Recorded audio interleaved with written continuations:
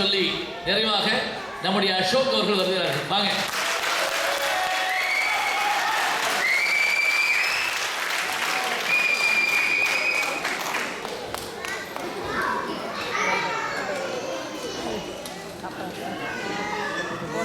மென்மை பொருந்திய நடுவர் அவர்களுக்கும் இங்கே கூடியிருக்கும் தமிழ் சொந்தங்களுக்கும் இன்னைக்கு எங்கேருந்து ஆரம்பிச்சதுன்னே தெரியல, அவ்வளோ போய் பேசிட்டு போயிருக்காங்க எதிரணி. அதுலேயும் முத்தாய்ப்பா நம்ம காமராஜர் சொன்னார், நாங்கள் கல்வியை கழிப்பறையிலே ஆரம்பிக்கிறோம். அப்போ அவங்க வீட்டில் ஸ்டடி ரூம் என்ன பண்ணுவாங்கன்னு தெரியல.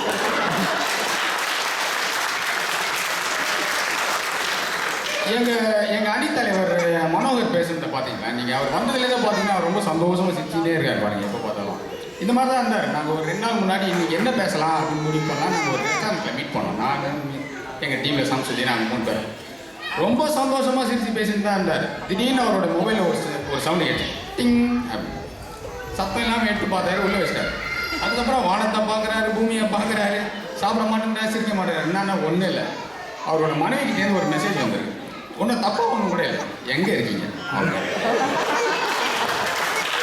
அதாவது ஒரு மனுஷனுக்கு காசு, பணம், வசதி, வாய்ப்பு எதுவுமே முக்கியம் கிடையாது, நிம்மதி தான் முக்கியம். இந்த ஊடகத்தை அதுவே போயிடுச்சு. அதுதான் அவர் சொன்ன மாதிரி மனைவிக்கு போட்டோ வந்து எப்படி கண்டுபிடிக்கலாம்னா, பேசிக்கிட்டே இருக்கவங்க அப்படியே அந்த ஒரு மூளைக்கு போவாங்க. எனக்கு இருக்க ட்ரபிள் அதோட மோசமானது. எனக்கெல்லாம் வந்து ஆஃபீஸ் நாள்லாம் என்னோட மனைவி சரியாக சாயந்தரம் 4 மணிலேருந்து என்னை ட்ராக் பண்ண ஆரம்பிச்சிருவாங்க.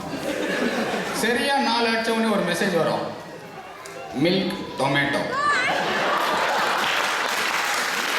அப்படின்னா என்ன அர்த்தம்னா எப்போ கிளம்ப போறீங்கன்னு அர்த்தம். நான் கூட அடிச்ச சாப்பிட்டு தான் 8 தசைக்கு புட்டுக்குன்னு போகுது. நான் எங்கே 4 மணிக்கு கிளம்புறது? அதுக்கு நான் ரிப்ளையே பண்ண மாட்டேன். 5 மணிக்கு இன்னொரு மெசேஜ் வரும், கேபேஜ். அப்படின்னா இன்னுமா கிளம்பலான்னு அர்த்தம்.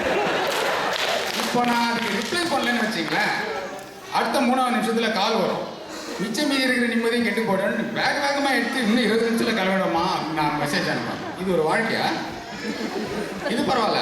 இப்போ என்னோட இதில் வேற டிசைன் கூட இருக்கு. என்னுடைய கல்லூரி கால தோழியும் என்னோட மனைவியும் ரொம்ப க்ளோஸ் ஃப்ரெண்ட்ஸு. அவங்களை இன்ட்ரடியூஸ் பண்ணுற பாவ காரியத்தை நானே தான் பண்ணேன் வெகுலியா.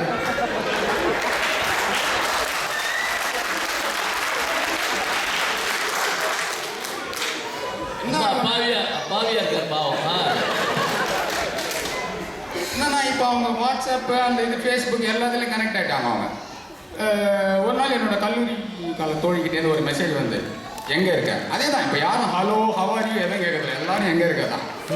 எங்கே இருக்க? நான் ரெஸ்டாரண்ட். அவ்வளோதான், முடிஞ்சிச்சு. ஒரு 3 நிமிஷம் இருக்கும். என்னோடய ஒய்ஃப் கிட்டேருந்து மெசேஜ் வருது, எங்கே இருக்கீங்க? நான் கிளைண்ட் மீட்டிங்.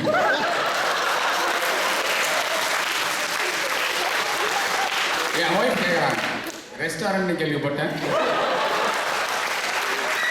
அதாவது அந்த 3 நிமிஷத்தில் என்னோட கல்லூரி கால தொழில் நாராதர் வேலையை பண்ணியிருக்காங்க.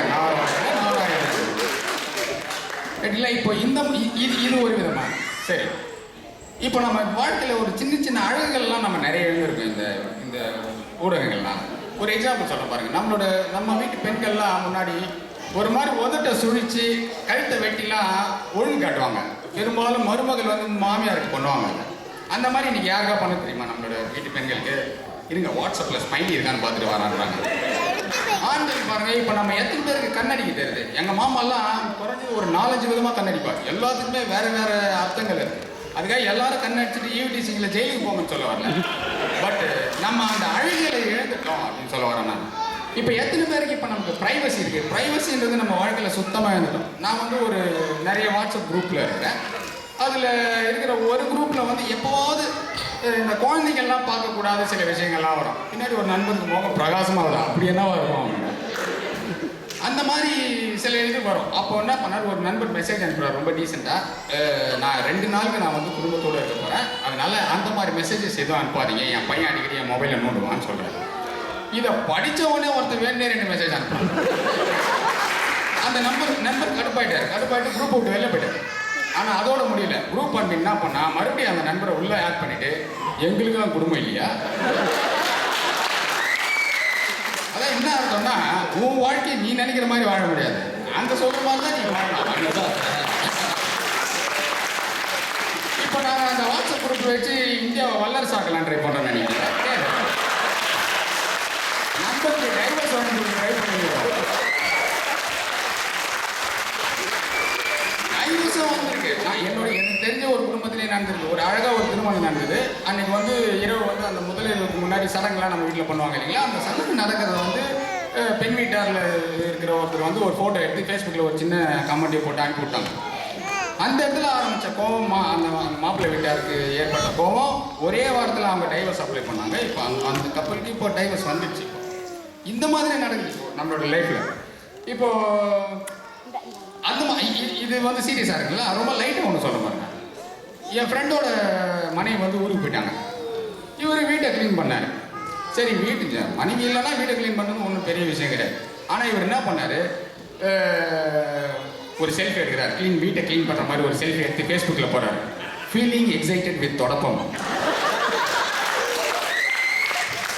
எனக்கு என்ன ஆச்சுன்னா, ஒரு மனுஷன் தொடப்பத்தை பார்த்து எப்படி எக்ஸைட் ஆக முடியும்? அப்படி எக்ஸைட் ஆனால் அதுவே ஒரு பெரிய ப்ராப்ளம் இல்லையா? அதே மாதிரி இந்த லைக்ஸ் கதையெல்லாம் நீங்கள் பார்த்தீங்கன்னா தெரியும். இப்போ ஃபேஸ்புக்கெல்லாம் லைக்லாம் இப்போ நமக்கு வருது. எத்தனை லைக்ஸ் வந்து நம்ம நிஜமாகவே ஆசைப்பட்டு சந்தோஷமாக நம்ம லைக் பண்ணுறோம் அப்படிலாம் கிடையாது. முந்தானத்து நான் போட்ட போஸ்டிக்கு அவன் லைக் போட்டான், இன்னைக்கு நான் போடணும்னா நான் எடுத்துட்டு வாங்கணும். நண்பர்கள் பேசினாங்க பார்த்தீங்களா, இது சாந்தி வீட்டுக்காரு அதெல்லாம் நான் சாந்தி வீட்டுக்காரு அது எழுதிட்டு இருக்கும்போது ஒரு நாள் என்ன ஆச்சுன்னா நண்பரை பார்த்தேன். அவர் சொன்னார், பாஸ் சாந்தி வீட்டுக்கார் லாஸ்ட் எபிசோடு பிரமாதமாக இருந்தது அப்படின்னாரு. நான் அது சந்தோஷமே படல. அவர்கிட்ட கேட்ட முதல் கேள்வி, நல்லா இருக்குன்னு சொன்னீங்களே ஃபேஸ்புக்கில் ஏன் லைக் போடல? உடனே அவர் சொன்னார், அதோட முடிஞ்சிச்சு. அடுத்த எபிசோட் போட்டேன். அடுத்த எபிசோட் அப்போ தான் போஸ்ட் பண்ணிவிட்டு கரெக்டாக போஸ்ட் ஆயிருக்கான்னு பார்த்துட்டு ஸ்க்ரால் பண்ணிட்டு மேலே வர்றதுக்கும் ஒரு லைக் வருது. என்னன்னு பார்த்தா அந்த நண்பர் தான் போட்டுக்கிறாரு. அப்புறம் அவர் ஃபோன் பண்ணி கேட்டேன். அதுக்கு அவர் சொல்லாரு, உங்களுக்கு போடலன்னா நீங்கள் ஃபோன் பண்ணி திட்டுவீங்க என்ன, அதனால் அவர் முதல்ல லைக் போட்டேன், அப்புறம் சாதாரணமாக படிச்சுக்கிறேன் பாருங்க. இப்போ அடுத்தது மழை வெள்ளம்லாம் பேசுகிறாங்க எல்லாம். நாங்கள் வந்து மழை வெள்ளத்தப்போ நாங்கள் ஊடகத்தை தான் யூஸ் பண்ணோம். நாங்கள் கூட வளரொலி ஃபவுண்டேஷன் ஒன்று வச்சுருக்கோம். அது மூலமாக நாங்கள் கூட நிறைய விஷயங்கள் பண்ணோம். ஊடகங்களை யூஸ் பண்ணி தான் பண்ணோம். ஆனால் அந்த மழை 100 வருஷத்துக்கு ஒரு முறை தான் வரும். எங்க கவலை என்னன்னா, அடுத்த 99 வருஷம் அந்த ஊடகத்தை வச்சு நம்ம என்ன பண்ண போறோம்?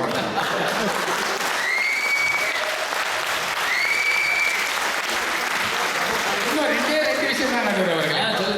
நேரத்தை பாருங்க. நல்லா தான் சொல்றீங்க, நான் என்ன பண்றது எனக்கு தெரியல. இன்னும் ரெண்டு தான் இருக்கு. இப்போ நம்ம வந்து ஒரு சின்ன கேள்வி பாருங்க. நம்ம எல்லாருக்குமே நம்ம தூங்க போறோம், நடு இரவுல விழிக்கிறோம். எத்தனை பேர் வந்து ஃபேஸ்புக்கோ இல்லை வாட்ஸ்அப்போ செக் பண்ணாமல் தண்ணி மட்டும் குடிச்சிட்டு சைலண்டாக பட்டுறோம்? நான் பண்ணுறது இல்லை.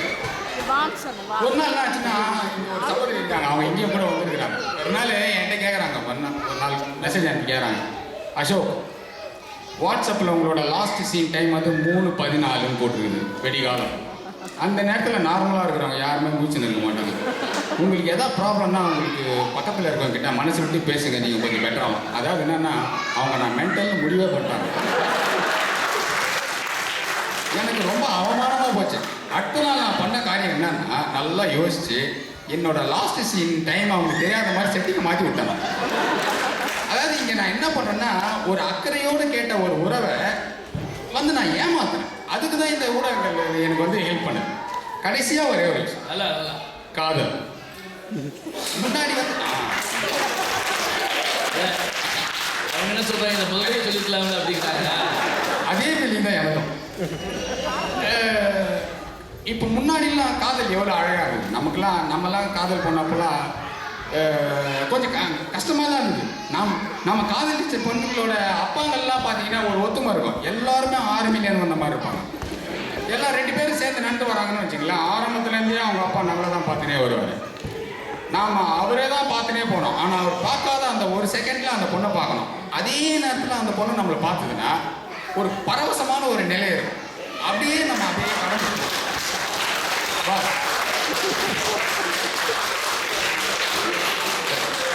பரவசமான அந்த நிலையோடு நம்ம அந்த பொண்ணை கடந்து போவோம்.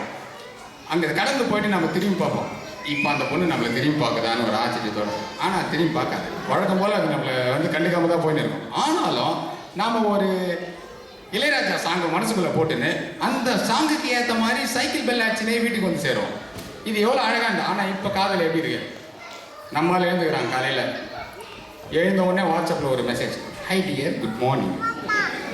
அந்த பொண்ணு அங்கே பார்க்கும், காலங்காத்தால வந்துச்சு இம்சை, இன்னும் பல்லே தைச்சிருக்காது, அதுக்குள்ளே பல்ல காட்டின்னு வந்துச்சு பாரு அப்படின்னு நினச்சின்னு ஹைடா செல்லம் குட் மார்னிங் அப்படின்னு மெசேஜ் அனுப்புது. உடனே ஒரு மனசுக்குள்ளேயே என்ன பண்ணுவார்னா, ரெடி ஆகிட்டு 2 செட்டு ட்ரெஸ் எடுத்துன்னு கொடைக்கானல் போயிடுவார் டூயட் பாடுறதுக்கு. இந்த பொண்ணு பேக்ரவுண்டில் கழுவி ஊற்றின்னு இருக்கும் அவனை. அதாவது இதில் இப்போ நம்ம இந்த ஊடகங்களால் நாம் எப்படியோ அப்படி இருக்கிறதே இல்லை. நம்மளோட வாழ்க்கை முறை மொத்தமாக மாறிடுச்சு. நம்ம இழக்கக்கூடாத சில நல்ல விஷயங்கள், பல நல்ல விஷயங்களையும் சில அழகான விஷயங்களையும் நம்ம இழந்துட்டோம் என்று கூறி வாய்ப்பளித்த அனைத்து நல்ல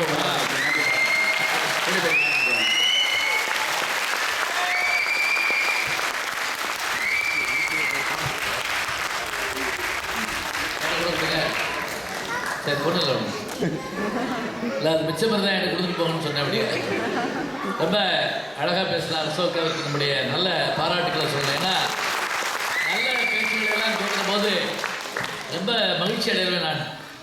ரொம்ப ஏன்னா நாங்களாவது இதே தொழிலாக பண்ணுறோங்க, உங்களுக்கு வெவ்வேறு வேலைகள் இருக்குது. இதுக்கு நடுவில் இலக்கியத்துக்கு ஈடு கொடுத்து தமிழை படித்து சங்கம் வச்சு, நான் 4ஆம் தமிழ் சங்கம் மதுரையில் இருந்துச்சு. இப்போ பாண்டித்தரத்தர் உருவாக்கினார்.